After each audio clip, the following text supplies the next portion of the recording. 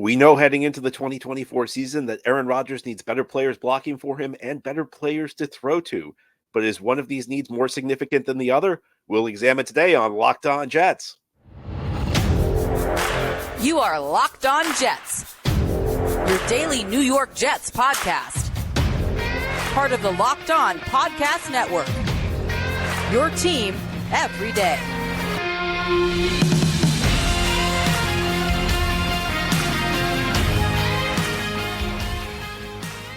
Welcome. This is the Locked On Jets podcast, part of the Locked On Podcast Network, your team every day. It's Wednesday, February 28th, 2024, and I'm your host, John B. from GangGreenNation.com.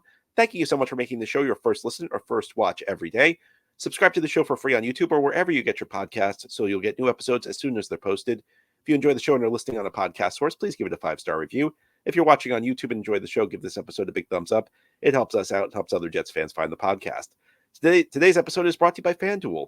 Make every moment more. Right now, new customers can get $150 in bonus bets with any winning $5 bet. That's $150 if your bet wins. Visit FanDuel.com/lockedon to get started. Today, we have our weekly mailbag show. Each Wednesday, we try to do a mailbag with listener questions. Thanks so much to everybody who sent in questions. Our first question is about whether the Jets should be more focused on offensive line or wide receiver. John, the Jets have Aaron Rodgers, who is a Hall of Fame quarterback. They have Breece Hall, who's a top-tier running back. And they have Garrett Wilson, who's a legitimate number one receiver. I would love for them to have more weapons, but the reality is they need offensive line help in the first round of the draft, even if they sign one or two free agent offensive linemen. What's all this talk about Mike Evans and Calvin Ridley? They can't afford them, and it's a luxury. Devontae Adams, never going to happen. Even if the Raiders were willing to trade him, he's too expensive and will cost draft capital to boot. The Jets are stuck with their lousy investment, Allen Lazard, and should be looking at the Chiefs model, ball control, timely plays from the quarterback, and a stout defense to make the playoffs in 2024. What am I missing? It seems obvious what they need to do. Fortify the line, strengthen the interior of the defensive line, and fill in the gaps at safety, linebacker, and the wide receiver corps. So, interesting perspective there. I think I may agree with you halfway. I think that the offensive line the Jets were throwing out there for most of the 2023 season was unplayable. It was so bad that I think any quarterback, I think even Rodgers to an extent, I'm not saying the offense would have been as bad with Rodgers in there, but I think any quarterback would have been limited in what he would have been able to do, especially Rodgers, who was 39 last year, and even before the injury, his mobility was already declining, so he really could not. If you saw his last couple of years in Green Bay, he had less ability to extend plays with his legs than he did during his prime. So, with all that, I tend to agree that the offensive line, of the two issues, the offensive line is probably a bigger issue, but the problem is the skill players are also not good enough. And, you mentioned Breece Hall. Listen, Breece is great. You mentioned Garrett Wilson. Garrett's great. But you can't have like two NFL caliber skill players on an offense. I think it's a fair argument if you're saying they don't need a star. That's fair if you want to say they need to just fill in the blanks with more role type players, guys who are secondary guys who are more sidekicks. I think that's fair, but you can't go into 2024 with Allen Lazard as your number two receiver, or your offense is going to really struggle. Rodgers is going to be 40 this year. He's going to be coming off a serious injury. And I'm not saying you're expecting Rodgers to be totally washed up, but I think it's reasonable to say that Rodgers is probably not going to be able to carry the entire load on his back the way he did in his prime. He may be, I don't know what he's going to be. I think if he's 85% of the player he used to be, that's still pretty good. But that extra 15% would need to be made up somewhere. And Garrett and Breece can only do so much. Maybe they don't need like the alpha number one receiver to go with them, but they need a better number two receiver. They need a better number three receiver. They can't go back into the season with Lazard and Cobb. The offense isn't going to move because if you think about it, running backs are running backs. Breece is great. Breece is going to help you out, but there's a limit to what a running back can do. Garrett's an excellent receiver, no question about it. But in the passing game, your number one receiver, the number one target in the progression is the ball's thrown to him. I don't know, I think I've read it. It's like around 70% of the time. So there's another 30% you're going to have to find a guy to go to. And also, Garrett's going to need a rest. You can't have Garrett as the number one option in the progression every single play. So you need other guys who are going to be able to step up, who are going to be able to get open. And I don't think the Jets are going to be able to go very far unless they improve the skill positions. Now, I think the reason you can make an argument to prioritize like the star at receiver over stars on the offensive line, is that the offensive line is a spot where it's not all about talent. It's also about how well the pieces work together. So if you find guys who are good together, who, maybe aren't great players on their own, but collectively make a great unit. It's the difference between having a great player and a great team, on a much smaller level. It's about, figuring out what the guy next to you is going to do in any situation. It's about being able to pass uh, an edge rusher off from a tackle to a guard. It's about, communicating to pick up a stunt. These are the things that matter on the offensive line. Of course, talent matters. I'm not here to say talent is irrelevant on the offensive line. It matters quite a bit. But, you can, if you add a couple of quality players who work really well together, that can go a long way towards improving your offensive line. And what I just told you about, it's like somewhere between 2/3 and 70% of the time, the number one receiver in the progression is the receiver who gets the ball. Well, if you add like a Mike Evans, now the other team's not going to know who's going to be the number one receiver on most plays. They're not going to be able to kind of shade their coverage to one side of the field. They're not going to be able to roll their coverage towards Garrett Wilson's side anymore the way they do now. Now they'll have to kind of more evenly distribute their players, which is going to make Garrett Wilson even better. So I think that at the end of the day, I can understand the argument that offensive line is the more pressing problem, but I don't think it's simple enough to say all they have to do is address the offensive line, because there is a need at the wide receiver position. There is a need, at the other pass catching skill spots.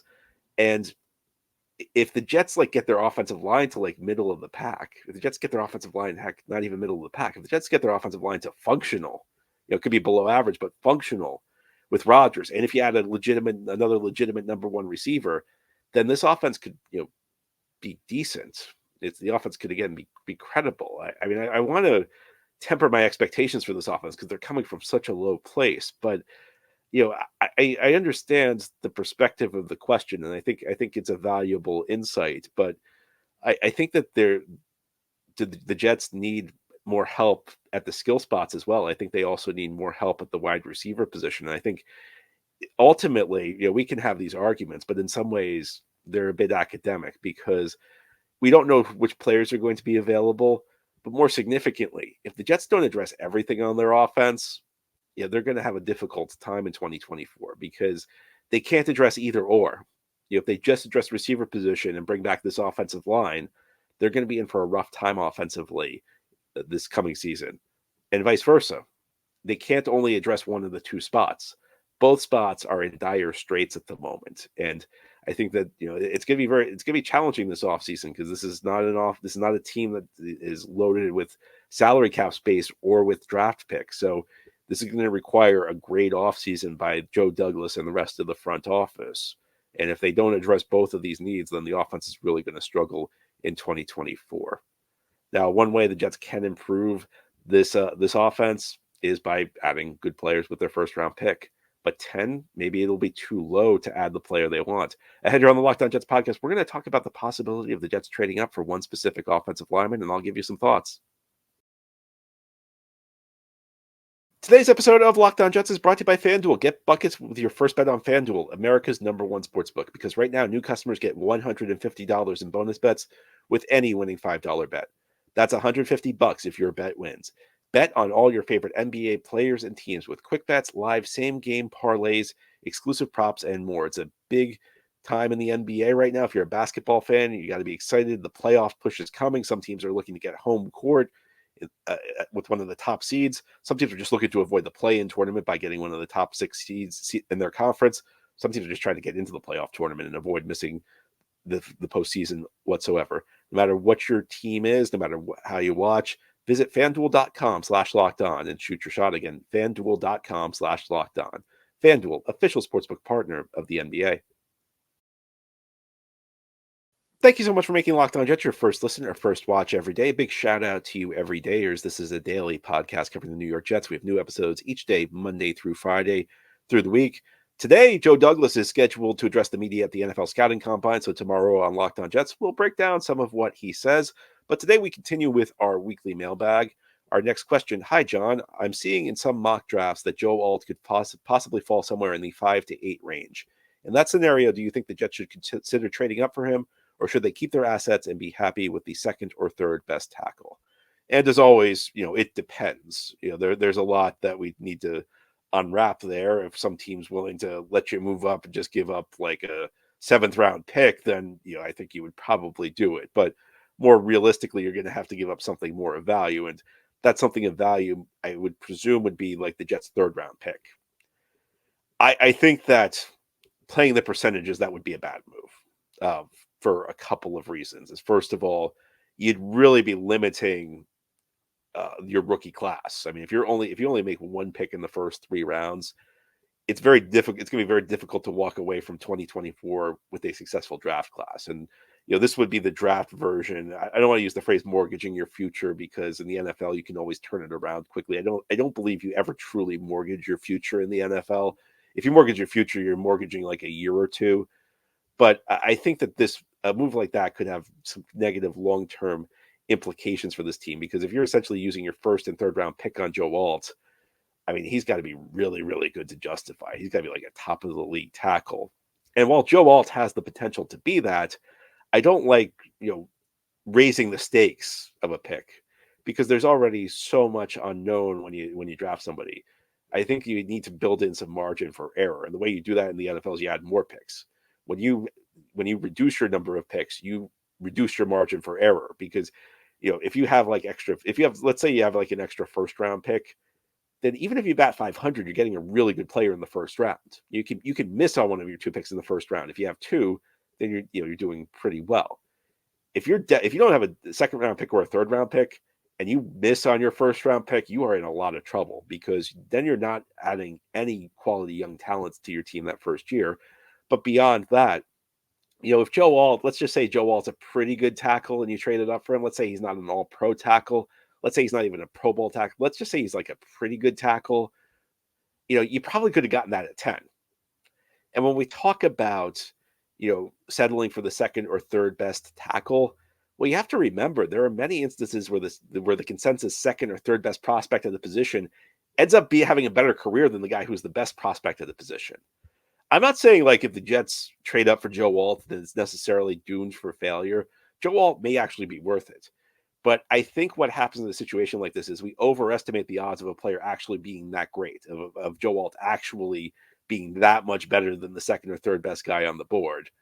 And I think it's one of those things where teams maybe panic a little, and maybe teams trust their boards a little. You have to trust your board to an extent, but I think sometimes teams trust their boards a little bit too much, and they forget that there's a lot of margin for error in the draft. I say this all the time. I say it all the time because it's true. It is very, very, very, very difficult to project where, a kid who's 20, 21, 22, 23, how do you project how he's going to play in the NFL over the next 10 years? Now, the smart teams, evaluate them in ways that they can at least make educated guesses, but they're still guesses. I think I'd have an issue with it.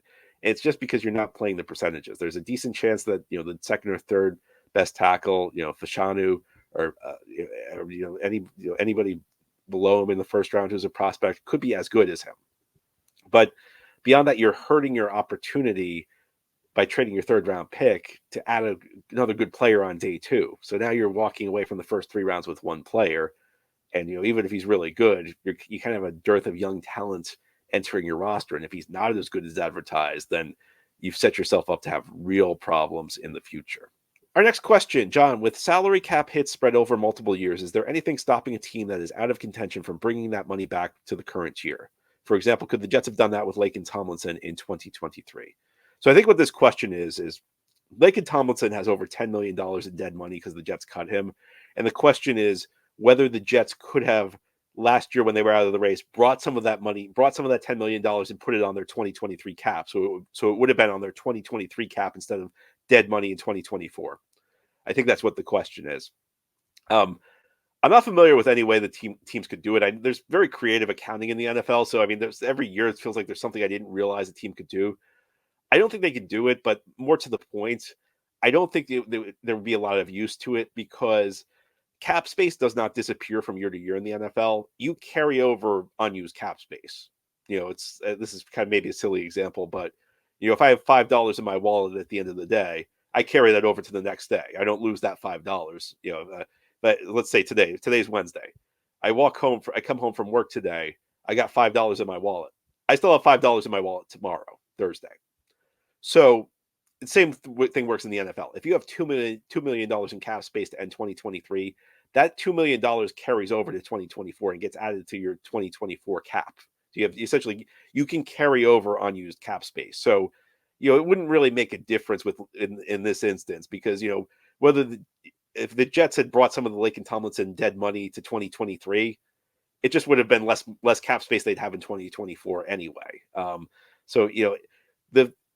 Really, let me explain to you in very, very simple terms why Laken Tomlinson has a dead money cap hit of over $10 million after the Jets cut him. In the long run, every dollar you pay a player eventually counts against your cap. And essentially, dead money comes when you cut or trade a player. And that money is money you've already paid the player, but money that has not been charged to your cap yet. So essentially, in his 2 years with the Jets, Laken Tomlinson was paid $10 million more in real money than counted against the Jets cap in those 2 years. So when a player leaves, the bill comes due. And any money you actually paid a player that has not been charged to your cap hit yet is immediately charged to your cap. I think that maybe that helps make it sense, because I know the salary cap, I know dead money, these are very vague terms. These are not very approachable terms. But at the end of the day, like, I can pay a player $10 million in 2024. My cap, I may not get charged $10 million against the cap. I may only be charged $1 million. Even though I'm paying him $10 million this year, I can set it up so that I only get charged $1 million against the cap. But that extra $9 million does not go away. And if I cut the player next year, I get charged for that $9 million I paid him that was not already charged to my cap. So that's a simple way of putting it. It's a complex thing, but at the end of the day, if you think about it in those terms, it's much simpler. And at the end of the day, you get charged what you pay a player. And whether the Jets had done that last year, whether the Jets had brought that money back in December or not, did not make that big of a difference. Where you get into trouble with your cap management is more last year, like the Jets pushed some of the money from 2023 to 2024 to cram another player in here. So that's where you get into trouble, is like when if you're just like, if you're adding an extra $5 million to next year, but you're not adding a new player, then it's let's say I pay a player $10 million, and I just decide, we're going to just count $5 million against the cap this year, and we're going to push $5 million to the future. It doesn't make a difference. Where it makes a difference is if I use that extra $5 million I've created to bring in a new expensive player, because then I reduce my flexibility in the future. I think that's the best way to think about it. Now, speaking of thinking about things, Jets really need to think about their backup quarterback. Ahead here on the Locked On Jets podcast, we'll discuss what the Jets can do with their number 2 quarterback and their number 3 quarterback. They have some options. I think it's going to be a veteran and a rookie, and I'll elaborate continuing on this Wednesday mailbag edition of Locked On Jets.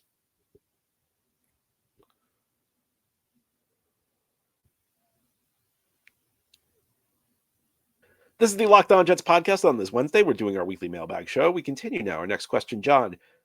You are Joe Douglas and have the draft in free agency. Who are the 2 backup quarterbacks if you had your say this year?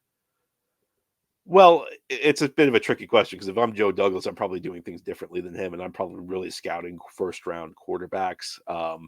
So it's difficult to say. So I'm going to use this from the perspective that from the perspective of approaching things the way I think Joe Douglas will approach things. And I think that Joe Douglas will approach things from the mindset that they need a veteran backup, and they're going to draft somebody on day 3. And I'm going to be honest with you, I'm still like at the beginning stages of watching the day 3 prospects. I mean, I watched Pratt out of Tulane, and I was not very impressed by him. I watched Tagovailoa. I watched one game of Tagovailoa out of Maryland last night, and I don't know what I think of him, but I'm going to watch a second game because I at least saw enough there that intrigues me. But I'm still at the beginning process of the day 3 quarterback. And one other thing I'm going to say: if the Jets draft a quarterback in the 3rd round or later, he is not the heir apparent to Aaron Rodgers.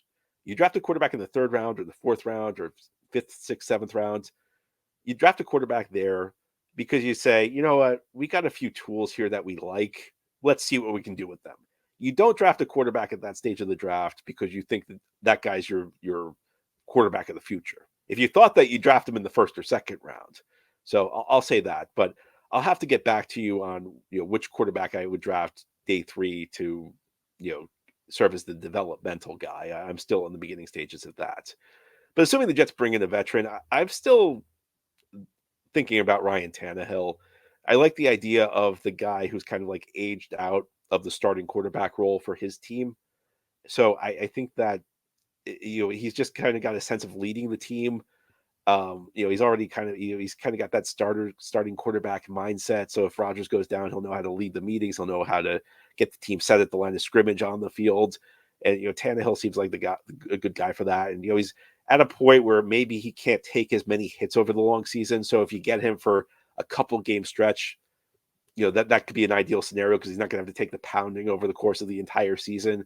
But maybe his body will be more able to withstand a few hits here or there than he will be taking hits over a 17-game season. So that would be a good option. I think Gardner Minshew, if you're looking for a guy who's like a really high-end backup, he makes sense. Jacoby Brissett's another guy, a high-end backup. You have to, I mean, the thing is, like, the Jets are going to invest at the backup quarterback spot, but they have to get somebody who can play well.